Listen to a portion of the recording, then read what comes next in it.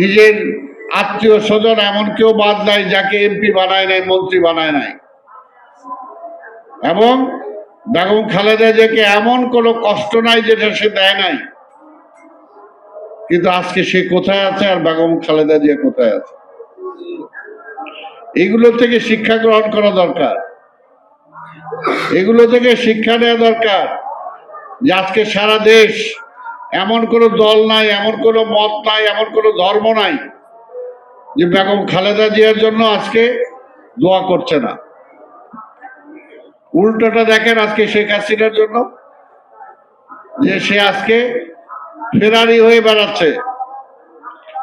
আরে তারে ধরে আনতে পারলো, ফাঁসি দিতে পারলো কিনা সেটা বড় কথা না, কিন্তু সে তো ফাঁসির আসামি, সে তো পালায় বেড়াইতে হচ্ছে। এটাই তো তার জন্য সবচেয়ে বেশি কষ্টের ব্যাপার, অপমানের ব্যাপার। কাজে এই ক্ষমতা দিয়ে, এই ক্ষমতার বাড়াবাড়ি করে লাভটা কি? লাভটা কি? ইহকালের জন্য আপনি করলেন যে আরামে থাকবেন, সম্মান নিয়ে থাকবেন। কই, আপনার ইহকালটা তো আরামে কাটলো না পুরোপুরি, আপনার সম্মানটা তো থাকলো না। আপনি একজন ফাঁসির আসামি। আপনারা যেখানেই যান সব জায়গায় যেতেও পারবেন না, সব দেশ আপনাকে নিবেও না।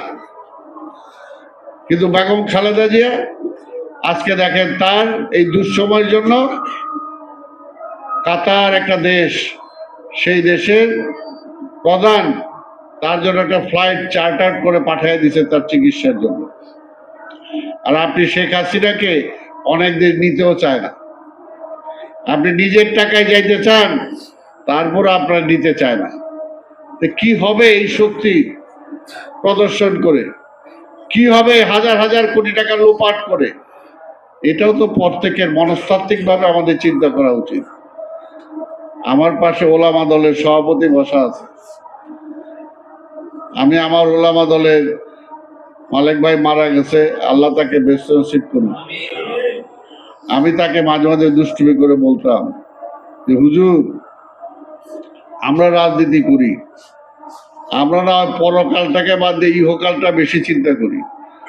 আপনাদের তো পরকালটা নিশ্চিত ছিল, আপনারা ভালো মানুষ, আপনারা কেন ইহকালের জন্য পরকালটা নষ্ট করতেছেন?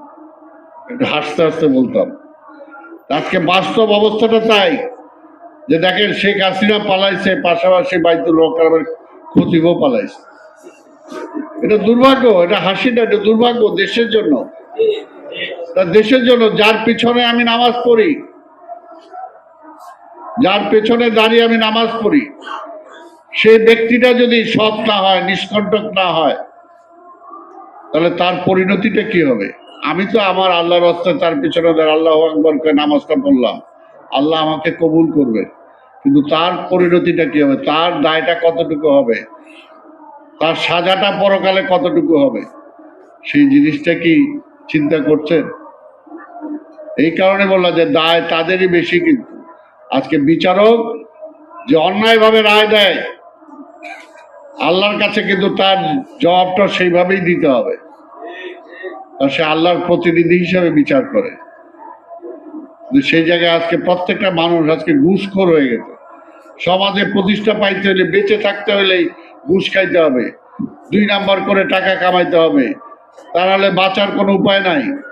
আজকে বাস্তবতাটা হয়ে গেছে দেশের এই অবস্থা। এই অবস্থা থেকে পরিত্রাণ না পাইলে এটা তো খারাপ দোজক আমাদের জন্য।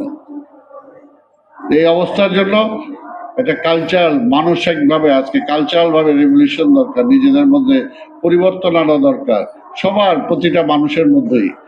যে ভালোটাকে আমরা ভালো বলি, খারাপটাকে খারাপ বলি, যেটা খারাপ সেটা সংস্পর্শ থেকে দূরে থাকি, এবং খারাপ কিছু করে প্রতিষ্ঠা পেয়ে সেই প্রতিষ্ঠার কোনো লাভ নাই। তা আমি আমার বক্তব্য একদিকে ছিল, অন্যদিকে চলে গেলাম। তা আমি আর বক্তব্য দীর্ঘায়িত করতে চাই না। আজকে আপনারা যারা এই আয়োজন করেছেন, আপনাদেরকে আমি ধন্যবাদ জানাই। নিজেরাও সেভাবে নিজেদেরকে গড়ে তোলার জন্য চেষ্টা করবেন, এবং অবশ্যই আমরা চাই যে একটা রাষ্ট্রীয় সঠিক একটা ব্যবস্থাপনার মধ্য দিয়ে রাষ্ট্রটা সামনের দিকে এগিয়ে যাক। দেশ স্বাধীন করেছে আমরা অনেকগুলো বছর, অনেকগুলো বছর পার হয়ে গেছে, এর মধ্যে দেশটাকে আমরা সামনের দিকে নিয়ে যেতে পারি নাই। কেন পারি নাই? সেটা আমাদের অতীত থেকে শিক্ষা যদি নেই, শেখ মুজিব থেকে যদি হাসিনা শিক্ষা নিত যে শেখ মুজিবের পরিণতিটা সেরকম কেন হলো, তাহলে শেখ হাসিনার এই পরিণতি হইতো না। আমরাও যাতে অতীত যারা ছিল তাদের থেকে যাতে আমরাও শিক্ষা গ্রহণ করে ভবিষ্যৎ জীবনটা সুন্দর করার চেষ্টা করি, একটা সুন্দর ব্যবস্থাপনা আমরা ফিরে আনার জন্য চেষ্টা করতে পারি।